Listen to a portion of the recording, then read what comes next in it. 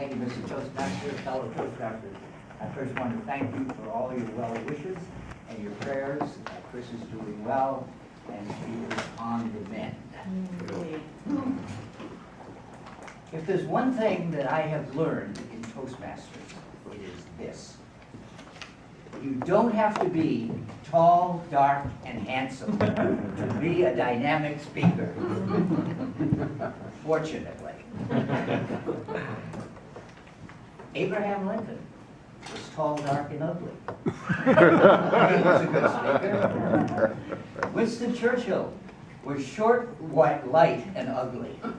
And he was a good speaker. Douglas MacArthur was, well, Douglas MacArthur was the exception. Because to be a good public speaker is not an hereditary trait. It is a learned process. And you learn it step by step by step. Now, interestingly enough, basketball and public speaking have a lot in common.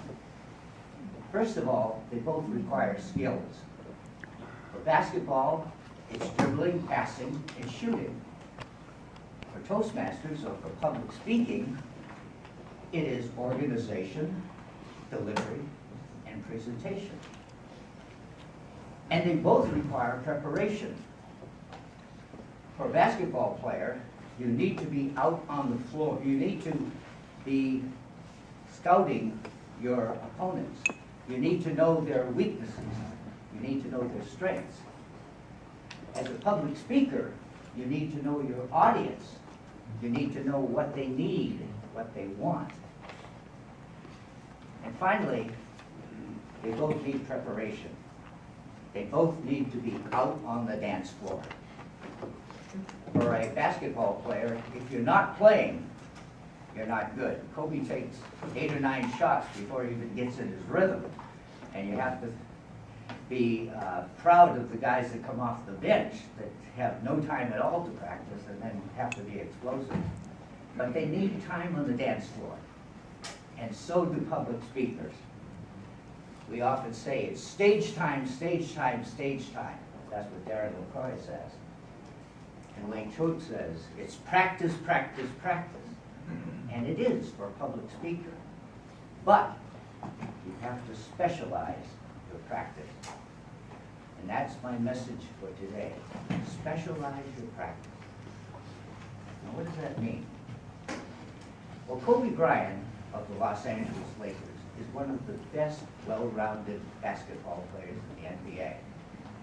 But he has the reputation of being one of the best fall-away jump shot shooters. Now, what's that? Well, the fall-away jump shot is when you dribble up to your opponent, you stop quickly, you jump, throw the ball as you are falling backwards, and swish, the ball goes in. Now, that's almost an indefensible shot, because if your opponent blocks it, he'll fall on top of you, and that's a foul. So you'll score anyway. But it's a very good shot. Now, did Kobe Bryant get that reputation by practicing his dribble? No. Did he get that reputation by practicing his dunk? No. Did he get that reputation by practicing his free throw shooting? No. He got that reputation by practicing his fall-away jump shot time and time again, hours and hours in the gym, just practicing his fall-away jump shot. Now, what does that have to do with Toastmasters? Well, as we come into this group, we are given a basic manual. And that basic manual has 10 specialty speeches in it. There's one on organization, where you learn opening, body, and close. And if you're lucky, you learn the triad, the magic triad. Most of you have noticed that Jose Luis Morales has mastered that now in every one of his speeches because he practices it. There's one on vocal variety. There's one on gestures. They're all specialties. that need to be practiced, and that's where we fall down sometimes. We get ready, we make a speech, and when we give the speech, somebody says, well, there's no vocal variety. This is a vocal variety speech. And I think that John Brandt and Jim Spencer is the best at picking that up. They'll frequently say, well, that was a great speech, but I didn't hear any vocal variety. Maybe you ought to repeat it. Well, we never repeat it because we want a 10 and we want to give a hit. And even after that, we design a speech and then we look through the manual and see what will it fit. Is it vocal variety? Is it research? We all do that. When what we really should do is to be specializing our practice. If you're weak on humor, take a couple speeches and just do humor. If you're weak on vocal variety, take a couple speeches and just emphasize vocal variety. Because when you give a speech up here in your practice session, the audience at the end should say, wow, that was great vocal variety. Oh, wow, that was great. Or gestures.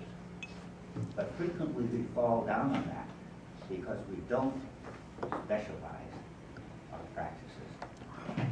So the message today is specialize your practice. Take a tip from Kobe Bryant. Specialize your practice.